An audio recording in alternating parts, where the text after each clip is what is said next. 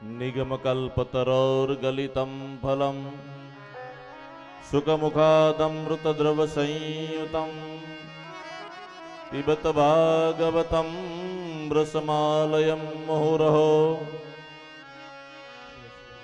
रसिका भुवि भावुका। ચોથા સ્કંદની કથામાં ચાર પ્રકરણ, ધર્મ પ્રકરણ, અર્થ પ્રકરણ, કામ પ્રકરણ અને મોક્ષ પ્રકરણ. સવારમાં આપણે ધર્મ પ્રકરણની કથા સાંભળી, સતી અનસોયા અને ભગવાન શિવ ચરિત્ર. હવે અર્થ પ્રકરણની કથાની શરૂઆત થઈ. આપણે સ્વયંભૂ મનુના દીકરીઓના વંશની કથા સાંભળી અને હવે સ્વયંભૂ મનુના દીકરાના વંશની કથાની શરૂઆત થાય છે. એના બે દીકરા હતા, ઉતાનપાદ અને પ્રિયવ્રત. એ ઉતાનપાદ રાજાની કથાની શરૂઆત સુખદેવજી મહારાજ કરે છે. જાયે ઉતાનપાદસ્ય સુનીતિ સુરુચિસ્તયો સુરુચિ પ્રેયસી પત્નીમ નેતરાય સુતો ધ્રુવ.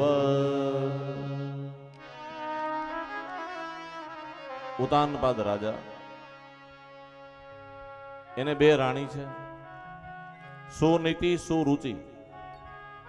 સુરુચિ વાલી છે, સુનીતિ અણમાનીતિ છે. બેયને એક એક દીકરા છે. રુચિ એનો દીકરાનું નામ છે ઉત્તમ, નીતિ એના દીકરાનું નામ છે ધ્રુવ. રાજા રાજ્યસન કરે છે, આનંદ કરે છે.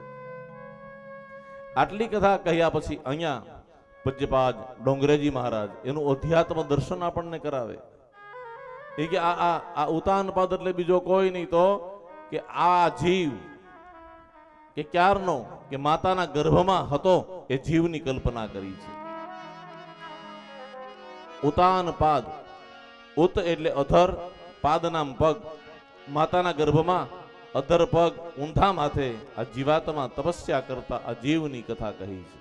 બધા જીવ ઉતાનપાદ છે.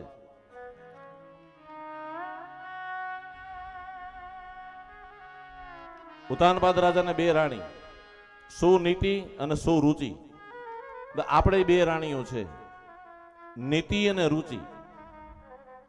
સુનીતિ એટલે સારી નીતિ, ખોટું કરવું નહીં, ખોટું લેવું નહીં, કોઈને દુઃખ દેવું નહીં, સત્કર્મ કરવા, આ સુનીતિ. બીજી સુરુચિ.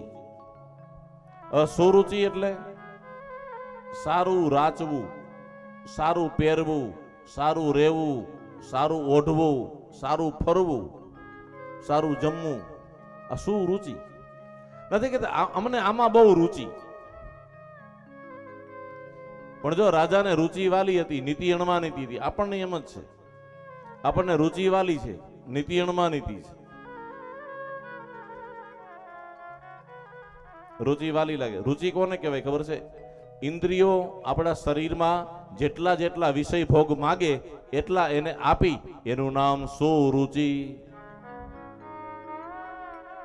આંખને સારું જોવા જોઈ, કાનને સારું સાંભળવા જોઈ, નાકને સારું સૂંઘવા જોઈ, ચામડીને સારા વસ્ત્ર જોઈ, અલંકાર જોઈ, જીભને સારું જમવા જોઈ.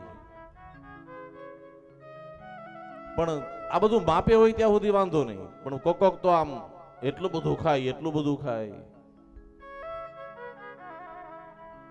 અને એટલું બધું બપોરે માપ કરતા ઓછું ખાવું. કારણ કે ગરમીમાં ક્યાંક ઝપટમાં આવી જાય. એક જણો તો જમીન પરસે રેબજબ થઈ ગયો. કીધું શું થયું? એ કે ગરમી બહુ છે. મેં કીધું ગરમી નથી, હેતકનું ખાઈ ગયો છો. મન કે કુલર ધીમા ફરે. મેં ધીમા નથી ફરતા, ઓર ખવાઈ ગયું છે. રુચિ. બહુ ખાઈને તો નીતિ ના પાડે. એ કે બહુ ખામાં માંદો પડીશ, માપે ખા. અને એમાંય આપણા પાન ને બીડી ને તમાકુ અને માવાએ તો ભૂકા કાઢી નાખ્યા. આપણને તો માવો અને જા થોડાક દી થાય ને આપણે કે કેમ થયું તો જડબું ખુલતું નથી. લગ્નમાં ગયા તો આગ્રહ કરવા ગયા કે આ લાડવો તો લ્યો મોઢામાં. કે મોઢું કે થોડુંક નહીં ખુલે. અને 2 વર્ષ ગયા ને આપણે કે આ જડબું એ કે આખું ખોલી નાખ્યું, અહીંથી ને જડબું ખોલી નાખ્યું, ઓપરેશન, કેન્સર, કેટલી હદ સુધી આપણને ખબર છે છતાં પણ કેટલી હદ સુધી આપણે એને એને એને ખાતા રહીએ છીએ. ભાઈઓ, ખાસ આજ ભાગવતની વ્યાસપીઠ ઉપરથી કહું છું કે આવા વ્યસનો હોય તો વ્યસનો દૂર કરજો, જેનાથી મારા ને તમારા શરીરની નુકસાની છે, શરીરને નુકસાની પહોંચાડે છે અને એમાં બરબાદી છે. આપણું શરીર, આપણું કુટુંબ, આપણો પરિવાર, એ રોગ થયા પછી એની દોડાદોડી કેટલી હોય છે એ તો જેને થયો હોય એને ખબર પડે.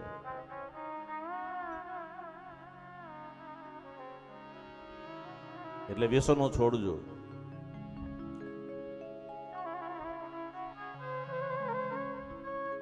હવે જો રુચિનું ફળ, રુચિના દીકરાનું નામ છે ઉત્તમ. ઉત્તમ એટલે વિષયાનંદ. તમે માવો ખાવ ત્યાં સુધી સારું લાગે, મીઠાઈ ખાવ ત્યાં સુધી સારું લાગે, બાકી પછી નુકસાન કરે છે. રુચિનું ફળ ઉત્તમ છે, વિષયાનંદ છે, પણ નીતિનું ફળ છે એનું નામ છે ભજનાનંદ. નીતિનું ફળ ભજનાનંદ છે. એટલા માટે ભજનમાં ભરપૂર રહેજો.